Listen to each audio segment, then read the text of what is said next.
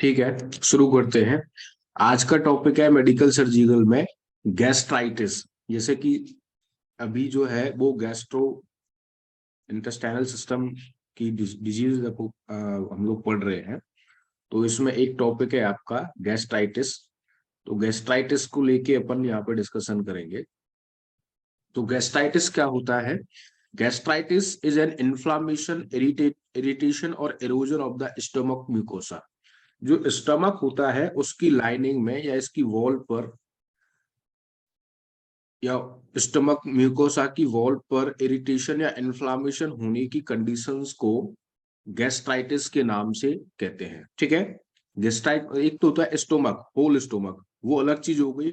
Stomach के internal जो mucosa रहती है उसमें इन्फ्लामेशन या इरिटेशन का हो रहा, उस कंडीशंस को गैस्ट्राइटिस कहते हैं। नेक्स्ट है आपका, इसी में जैसे अपन डिफरेंशिएट करें, कंफ्यूज ना हो कि होल स्टोमक में या स्टोमक के किसी एक पार्ट में इन्फ्लामेशन होने को क्या स्थिति कहते हैं। तो inflammation of the whole stomach, पूरे स्टोमक में अगर इन्फ्लामेशन हो रहा है तो उस कंडीशंस को पैन गैस्ट्राइटिस कहते हैं। एंड अगर स्टोमक के किसी पार्ट में इन्फ्लामेशन हो रहा है तो उस कंडीशंस को यहाँ पर एंट्रल गैस्ट्राइटिस के नाम से जाना जाता है। तो तीनों में कंफ्यूज होने की जरूरत नहीं है। गैस्ट्राइटिस होल स्टोमक नहीं होगा। गैस्ट्राइटिस जो होगा वो स्टोमक की म्यूकोसा में इन्फ्लामेशन होने की कंडीशंस को गैस्ट्राइटिस कहेंगे। अब यहाँ पे टाइप्स ऑफ गैस्ट्राइटिस की बात करते हैं। तो मेनली गैस्ट्राइटिस को टू टाइप्स में या टू पार्ट्स में डिवाइड किया गया, जिसमें एक है आपका, फर्स्ट वन है एक्यूट गैस्ट्राइटिस। एक्यूट और क्रॉनिक के वर्ड अपन ने पहले डिस्कस कर चुके हैं, छोटे टाइम के लिए एक्यूट और लॉन्ग टाइम के लिए chronic.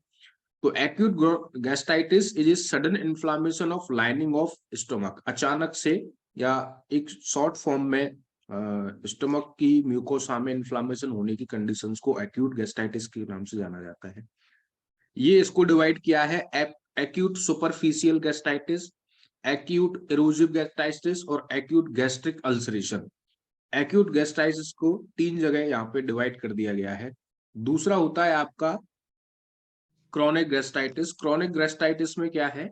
It is an inflammation of lining of stomach that occur gradually and persist for prolong time. एक लंबे टाइम से वहां पे इन्फ्लामेशन हो रहा है स्टमक की म्यूकोसा में, उस कंडीशंस को अपन क्रोनिक गैस्ट्राइटिस के नाम से जाना जाता है या कहेंगे उसको। Chronic gastritis can divided into again three types में, जिसमें टाइप ए क्रोनिक गैस्ट्राइटिस, इसमें ऑटो इम्यून गैस्ट्राइटिस होता है। टाइप बी क्रोनिक गैस्ट्राइटिस में बैक्टीरिया इंड्यूस गैस्ट्राइटिस होता है, जो बैक्टीरिया से जो होता है म्यूकोसा में इन्फ्लामेशन। थर्ड है आपका टाइप सी क्रोनिक गैस्ट्राइटिस, जिसमें केमिकल इंड्यूस गैस्ट्राइटिस होता है, केमिकल्स की वजह से ये यहाँ पे इन्फ्लामेशन जो है म्यूकोसा में होता है। अब इसकी ईटियोलॉजी की बात करें, या ईटियोलॉजी मतलब कॉजेज इसके क्या क्या है, तो कॉजेज में इसके फर्स्ट वन है बैक्टीरियल इन्फेक्शन। बैक्टीरिया की स्टमक लाइनिंग या म्यूकोसा पे अटैक होने से यहाँ पे इन्फ्लामेशन एक कॉज कर सकता है बैक्टीरिया। नेक्स्ट है आपका non steroid anti inflammatory drug. कुछ दवाइयां होती हैं जो नशेड्स में हैं, उन दवाइयों की अगर ज्यादा सेवन या लॉन्ग टाइम से कोई पेशेंट या व्यक्ति ले रहा है, उनकी वजह से भी यहाँ पे इन्फ्लामेशन हो जाता है। एक ऑटो इम्यून की वजह से हो जाता है कि उसे ऑटो इम्यून डिजीज हो। Bile reflux disease, bile reflux disease जैसे कल अपन ने पढ़ा था, लास्ट कल वाला टॉपिक उसको लेके है, समथिंग समथिंग। इसके बाद स्ट्रेस की वजह से, तनाव की वजह से भी इसका एक कॉज है, होने के चांसेस रहते हैं। जो लोग अल्कोहल के एडिक्शन रहते हैं या अल्कोहल के एडिक्ट रहते हैं, उनको कोकीन जो लेते हैं उनको, और रेडिएशन एंड कीमोथेरेपी, जो कि कैंसर का ट्रीटमेंट है, रेडिएशन थेरेपी एंड कीमोथेरेपी, उसकी वजह से भी ये भी कारण है गैस्ट्राइटिस का। नेक्स्ट है इसके साइन एंड सिम्टम। छोटा ही टॉपिक है, ज्यादा बड़ा नहीं है कोई ऐसा। साइन एंड सिम्टम, इसके जो लक्षण हैं वो आपकी स्क्रीन पर है। लक्षण में बात करें अपन, अब्डोमिनल पेन एंड बर्निंग। जो पेट है या अब्डोमेन है उसमें पेन की सेंसेशन होगा और जलन जैसी सेंसेशन होंगे। इसके बाद है आपका ब्लोटिंग। ब्लोटिंग मतलब गैस का एक गुबार टाइप आना पेट से, ऐसी सिचुएशंस रहेगी। देन है आपका वेट लॉस, वजन में कमी रहेगी। वजन में कमी वेट जो है, जो नॉर्मल वेट है किसी भी पेशेंट या व्यक्ति का, उसमें गिरावट होना शुरू हो जाएगा। धीरे धीरे उसका जो वजन है वो कम होना शुरू हो जाएगा। इसके बाद है blanching. Blanching as a turn pale as if fear. Pale पेंच मतलब येलोइश वगैरह ऐसी कुछ कंडीशंस हो जाती है इसमें। ब्लेंचिंग के बाद है इंडिकेशन। इंडिकेशंस जैसे जो पेट से डकार वगैरह ये सारी चीज आती है वो होता है। एनोरेक्सिया हो गया, भूख नहीं लगने जैसी स्थिति हो जाएगी। नोजिया एंड वॉमिटिंग वाली कंडीशन हो जाएगी, जी में चलाएगा और आपकी वॉमिटिंग के लिए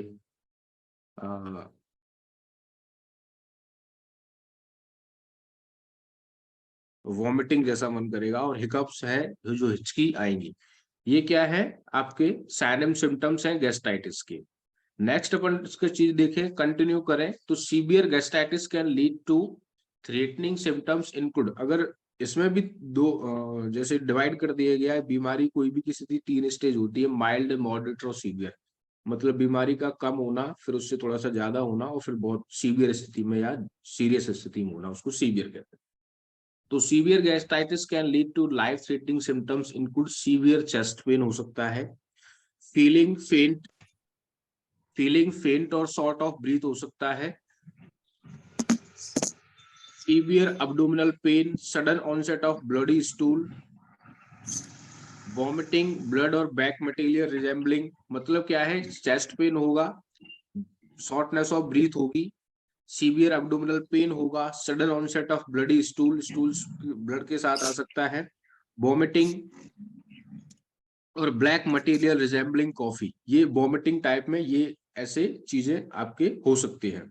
नेक्स्ट है आपका डायग्नोसिस। डायग्नोसिस की बात करें तो गैस्ट्राइटिस इज डायग्नोस मतलब क्या क्या जांच पड़ताल इसमें हो सकती है या कर सकते हैं। तो इसमें एक हो गया गैस्ट्राइटिस ब्लड टेस्ट हो गया, स्टूल टेस्ट हो गया, एक्सरे करेंगे जिसमें अपर जीआई, अपर और लोअर में क्या होता है कि अपर में ऊपर वाले पार्ट गैस्ट्रोइंटेस्टाइनल का और लोअर में नीचे इंटेस्टाइनल वाला पार्ट। तो इसमें अपर गैस्ट्रोइंटेस्टाइनल एक्सरे, अपर गैस्ट्रोइंटेस्टाइनल एंडोस्कोपी। एंडोस्कोपी वही बार बार अपन डिस्कस करते हैं कि एक छोटा सा कैमरा होता है, उसको बाय द माउथ अंदर इंसर्ट करने के बाद वहां से म्यूकोसा को देखेंगे कि वहां पे कितना क्या इन्फ्लामेशन या किस इस कंडीशंस में इन्फ्लामेशन है। नेक्स्ट है इसका ट्रीटमेंट की बात करें तो ट्रीटमेंट में क्या है कि एंटी एसिड मेडिकेशंस देंगे, H2 receptor blockers medications provide कराएंगे, PPI proton pump inhibitor, PPI इसको शॉर्ट फॉर्म में बोलते हैं, ये मेडिकेशंस हैं, एंटीबायोटिक हैं बैक्टीरिया को किल करने के लिए, और एंटी डायरियल एजेंट्स जो पेशेंट के लिए प्रोवाइड हम कराएंगे। नेक्स्ट है आपका इसका प्रिवेंशन। किन किन चीजों से प्रिवेंशन होना चाहिए, जो इसमें ईटिंग हैबिट मतलब खान पीने की जो चीजें हैं वो थोड़ी सी सॉफ्ट होनी चाहिए, इजी होनी चाहिए। नेक्स्ट है आपका अवॉइड अल्कोहल, ड्रिंकिंग या अल्कोहल यूज को अवॉइड करना चाहिए, स्मोकिंग यूज को अवॉइड करना चाहिए या स्मोक को नहीं करना चाहिए। मेंटेन ए हेल्दी वेट, जो वजन है उसको मेंटेन करके चलना चाहिए, एक्सरसाइज रेगुलर बेस पे होनी चाहिए, स्ट्रेस को मैनेज करना चाहिए, ये इसके प्रिवेंशन है। नेक्स्ट है आपका कॉम्प्लिकेशंस। कॉम्प्लिकेशंस की बात करें तो क्या क्या जटिलता आएंगी गैस्ट्राइटिस में। Gastrointestinal haemorrhage. हेमरेज क्या होता है कि बॉडी में कहीं भी जो वेन्स या आर्टरीज है वहां से ब्लीडिंग का होना। तो जब म्यूकोसा लाइनिंग में इन्फ्लामेशन होगा तो वहां पे गैस्ट्रोइंटेस्टाइनल हेमरेज होगा, वहां से ब्लीडिंग हो सकती है। एनीमिया हो सकता है, pernicious anaemia, increase risk of stomach cancer के बहुत ज्यादा चांसेस हैं। Malnutrition due to lack of appetite, भूख कम लगेगी तो वहां पे खाना पीना कम जाएगा बॉडी को, तो माल न्यूट्रिशन हो सकता है। Discomfort and decrease nutritional intake, खाना पीना या न्यूट्रिशनल इनटेक डाइट कम खाएगा पेशेंट तो उसमें माल न्यूट्रिशन की स्थिति पैदा होगी। Perforated gastric ulcer which can lead to bleeding, जो वहां पर छाले या अल्सर बनेंगे म्यूकोसा या स्टोमक में तो वहां से वो रप्चर हो सकता है या परफोरेट हो सकता है। परफोरेट या रप्चर होने के बाद वहां से ब्लीडिंग शुरू हो सकती है, ये भी कॉम्प्लिकेशंस है। सीवियर डिस्कम्फर्ट और पेन होगा, सेप्टिसीमिया होगा, सेप्टिसीमिया एक इन्फेक्शन ही होता है, ठीक है। ये कॉम्प्लिकेशंस यहाँ पे देखने को मिलेंगे। नेक्स्ट है आपका नर्सिंग डायग्नोसिस, जो कि आप सब लोग देख ही रहे होंगे इसमें। फर्स्ट है आपका pain. Pain acute chronic associated with the inflammation or irritation of gastric mucosa due to increased gastric acid. Nursing intervention for pain gastritis: assess the patient general condition, assess vital sign, assess pain scale, provide quiet environment and comfortable, teach relaxation techniques, analgesics. ये pen में ये interventions करने रहेंगे। Then फिर है आपका दूसरा nursing diagnosis, जिसमें imbalance nutritional less than body requirement related to anorexia and vomiting. Nursing interventions में इसमें देखेंगे allow client to choose food, low calorie food are not allowed। High calorie food लेना चाहिए या पेशेंट को बोलना चाहिए कि लो कैलोरी जो फूड है वो नहीं लेना है।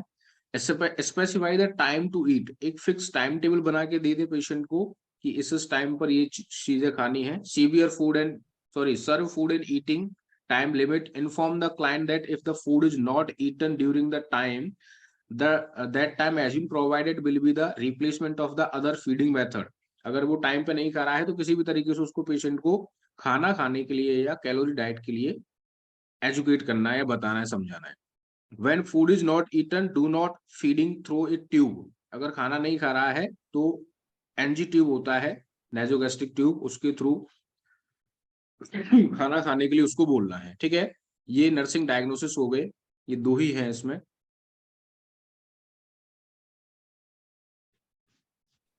ये आपका जो है आज का टॉपिक गैस्ट्राइटिस कवर अप हो गया यहाँ पे।